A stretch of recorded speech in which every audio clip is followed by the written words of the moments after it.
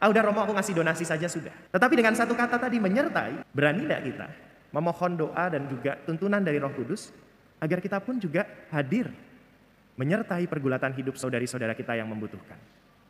Atau nggak usah jauh-jauh deh, berani nggak kita memohon Roh Kudus agar menguatkan kita hadir dan menyertai orang di kanan kiri ibu bapak saat ini.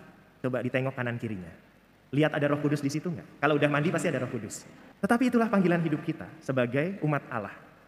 Untuk hadir, menyertai, ikut berproses. Karena Allah sudah menyertai hidup kita, maka Roh Kudus memampukan kita pun untuk menyertai hidup sesama di sekitar kita. Maka marilah kita berdoa kepada Tuhan, kita mohon tuntunan dan kekuatan dari Roh Kudus, agar kehadiran kita dapat menjadi tanda penyertaan Allah. Baik itu bagi saudari-saudara kita yang difabel, bagi saudari-saudara kita yang lemah, miskin, tersingkir dalam keadaan menderita, maupun bagi siapapun yang diutus Tuhan untuk hadir di dalam hidup kita. Dalam nama Bapa dan Putra dan Roh Kudus. Amin. Semoga rahmat Tuhan kita Yesus Kristus, cinta kasih Allah dan persekutuan Roh Kudus bersamamu. Bruder, suster, saudari-saudara, opa, oma, ibu, bapak, rekan-rekan muda, anak-anakku yang terkasih, baik yang berada di gereja maupun di tempat masing-masing, semuanya selamat pagi. Pagi hari ini kita memulai novena kita di hari yang pertama dengan tema Roh Kudus menggugah keberadaan para difabel. Dalam novena Roh Kudus tahun penghormatan martabat manusia ini, kita digugah untuk semakin menyadari keberadaan para difabel dan yang berkebutuhan khusus di sekitar kita dalam keluarga, komunitas, lingkungan, dan masyarakat.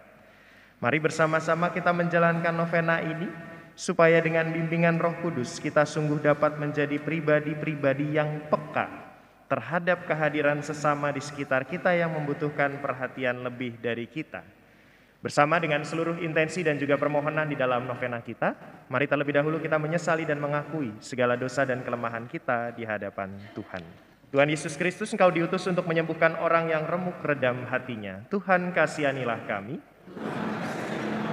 Engkau datang untuk memanggil orang yang berdosa. Kristus, kasihanilah kami. Engkau duduk di sebelah kanan Bapa sebagai pengantara kami. Tuhan, kasihanilah kami. Semoga Allah yang Maha Rahim mengasihani kita, mengampuni dosa kita dan menghantar kita ke hidup yang kekal. Marilah kita berdoa. Allah Bapa Maha Pengasih, Kau telah menciptakan manusia seturut citra-Mu sendiri, dan Kau beri martabat yang mulia sebagai seorang manusia ciptaan-Mu itu. Namun kami sering hidup dalam dunia kami sendiri dan kurang peduli dengan sesama di sekitar kami. Utuslah Roh Kudus-Mu agar kami semakin peka, menyadari keberadaan sesama kami, khususnya yang kurang sempurna dengan tidak menganggap mereka sebagai beban atau aib.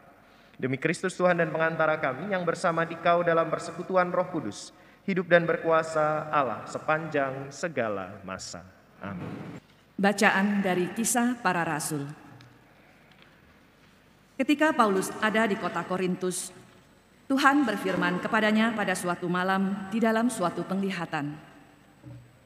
Jangan takut, teruslah memberitakan firman dan jangan diam. Sebab aku menyertai engkau, dan tidak ada seorang pun yang akan menjamah dan menganiaya engkau, sebab banyak umatku di kota ini. Maka tinggallah Paulus di situ selama 1 tahun 6 bulan, dan ia mengajarkan firman Allah di tengah-tengah mereka.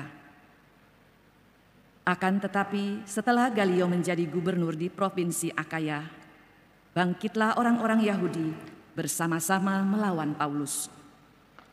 Mereka membawa dia ke depan pengadilan.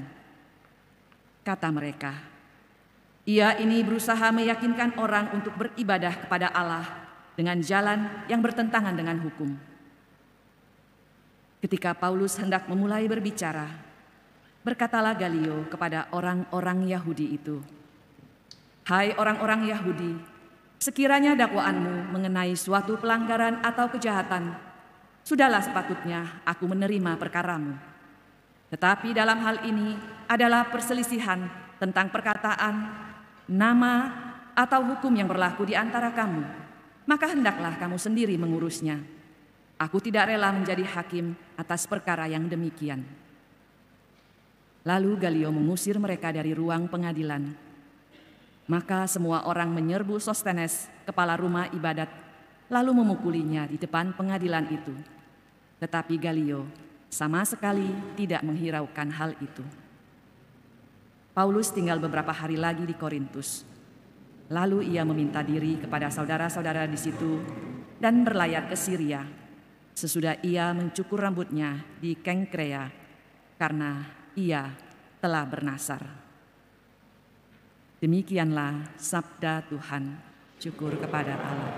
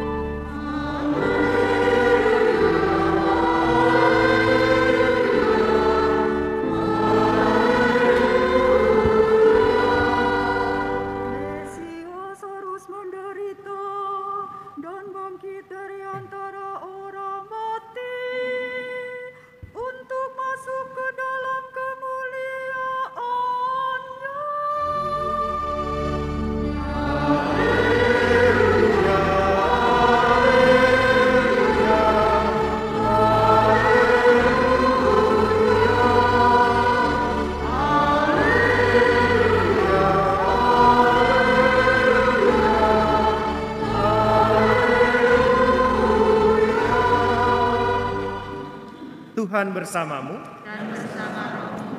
Inilah Injil suci menurut Yohanes. Dimuliakanlah Tuhan.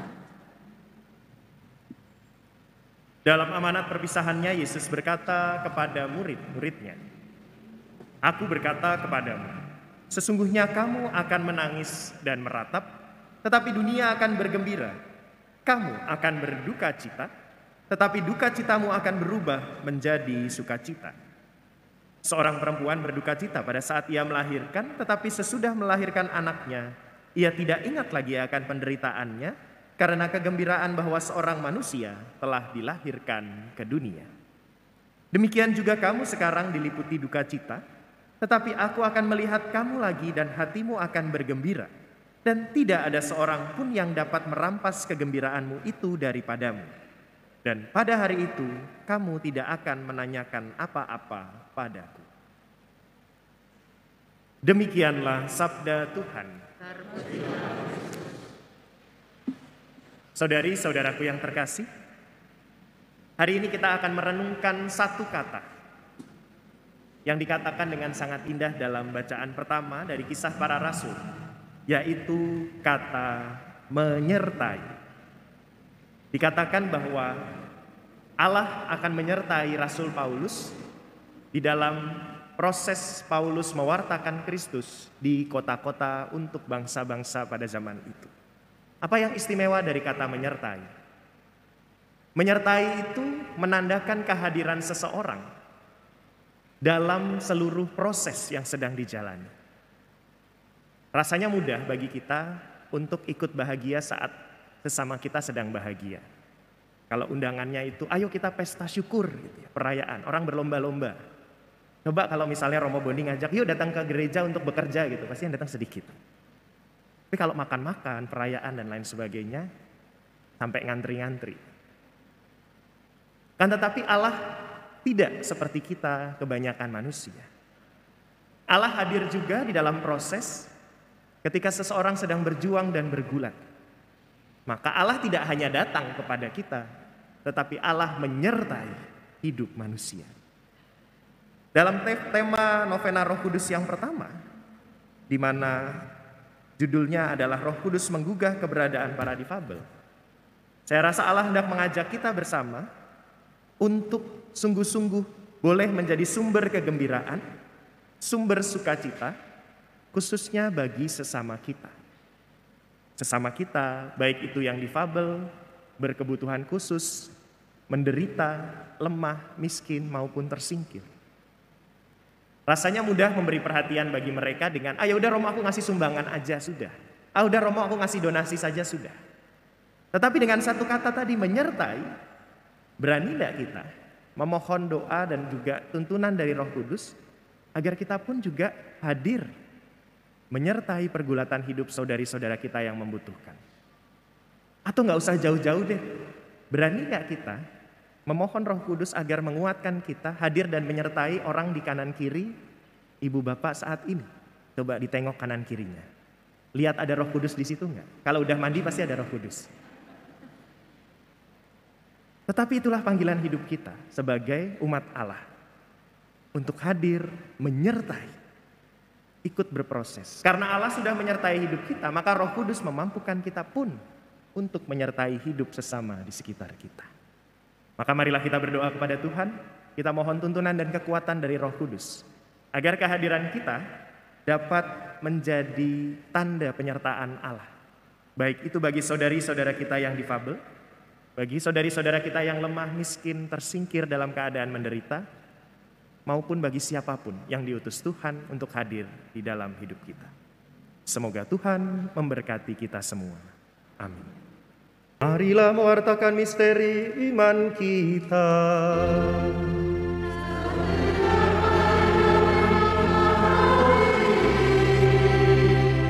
Dan minum dari piala ini, wafat-Mu Tuhan kami wartakan, hingga Engkau datang. Marilah kita berdoa.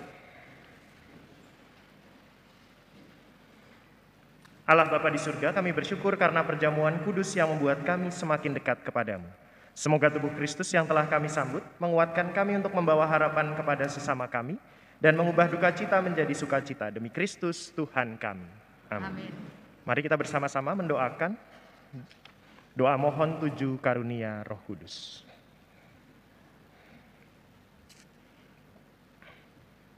Datanglah ya Roh Hikmat, Turunlah atas diri kami, agarlah kami menjadi orang bijak, terutama agar kami dapat menghargai, mencintai, dan mengutamakan cita-cita surgawi, dan semoga kami Kau lepaskan dari berladung. Datanglah yang pengertian, turunlah atas diri kami, terangilah budi kami, agar dapat memahami ajaran Yesus, Sang Putra, dan melaksanakannya dalam hidup sehari-hari.